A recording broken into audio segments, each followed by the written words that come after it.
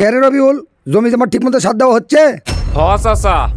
আসসালামু আলাইকুম চাচা। ওয়ালাইকুম আসসালাম। কি খবর? কি মনে করো তোমরা আমার বাড়ির? আচ্ছা ঠিক আছে, বসো।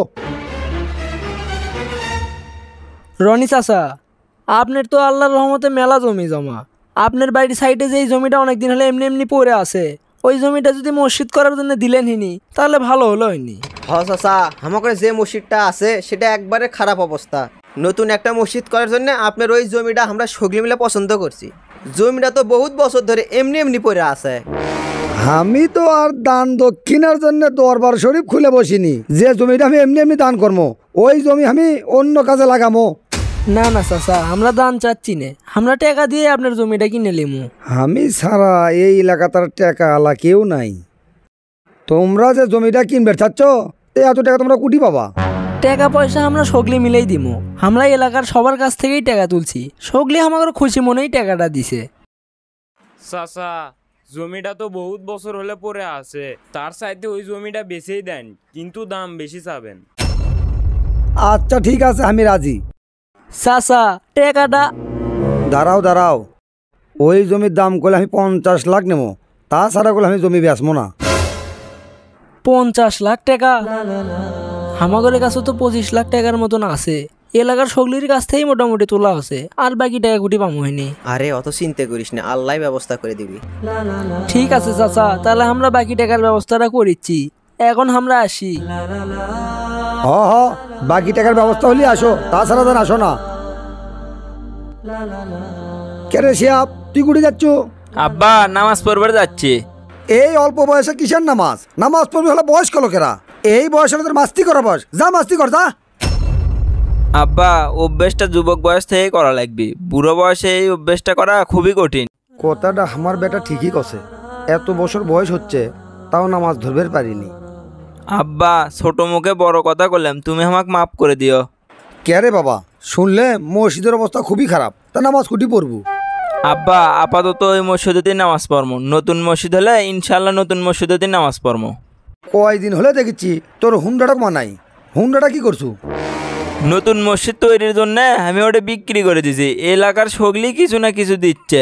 তা থাকো আব্বা, আমি নামাজ পড়বে যাই। এই বেটা হুন্ডো হুন্ডো করে অস্থির হয়ে গেছিল, আর সেই বেটা হুন্ডো বিক্রি করে দিল মসজিদ বানানোর জন্য। চাচা, আসসালামু আলাইকুম। ওয়ালাইকুম আসসালাম। আপনার সাথে দূরে কথা আছে। আবার কি কথা? আপনার ওই জমি তো পড়েই আছে, এনা বেচে দেন না কে? মসজিদ করার বিষয়ে তুইও জানিস? জানবো না কৃষক, এলাকার সগলি জানে। মসজিদ বানানোর জন্য টাকা তুইও দিছু? আমি গরিব মানুষ চাচা, বেশি দেওয়ার পাইনি, মাত্র 5,000 টাকা দিছি। মরার পরে মাত্র 3.5 হাত জায়গা লাগে, এত জায়গাতে কি করবি?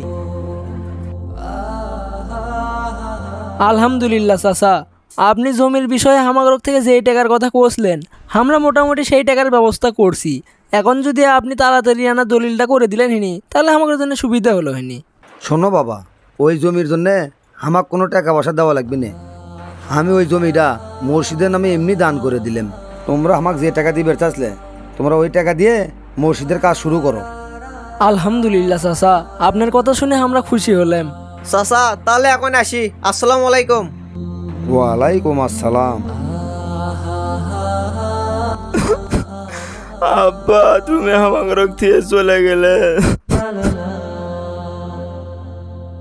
শাওন ভাই, ও শাওন ভাই, বাড়িতে আসো।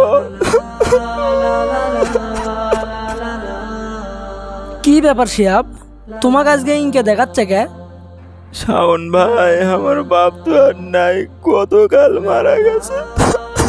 কি করছো তুমি শিহাব? তোমার বাপ মারা গেছে? কিছুদিন আগে তোমার বাবাকে ভালো মানুষ দেখে আসলাম। আল্লাহ কার মৃত্যু কখন কোনটি লেখছে সেটা একমাত্র আল্লাহ পাকি ভালো জানে। আজকে বাদ জুম্মা, তোমার বাপ যেই জায়গা মসজিদের জন্য দান করছে সেটাই তোমার বাপের জানাজা হবি। তুমি মন খারাপ করো না ভাইরে, কারু বাপ মাও চিরজীবন বাঁচে থাকে না, সবারই একদিন না একদিন মরাই লাগবি। চলো এখন তোমার বাড়ির দিকে যাই। আমরা এই পৃথিবীতে 2 দিনের অতিথি মাত্র। আমরা দুনিয়ার মোহে পড়ে কতই না অন্যায় কাজে লিপ্ত হই। আমরা খুব সহজেই ভাবি আমাদের চিরস্থায়ী দুনিয়ার কথা। আমাদের চোখের সামনে মা বাবা ভাই বোন আরও কত আত্মীয় স্বজন চলে গেছে। আমাকেও একদিন চলে যেতে হবে। মানুষ মরণশীল, মরতে হবেই সবাইকে।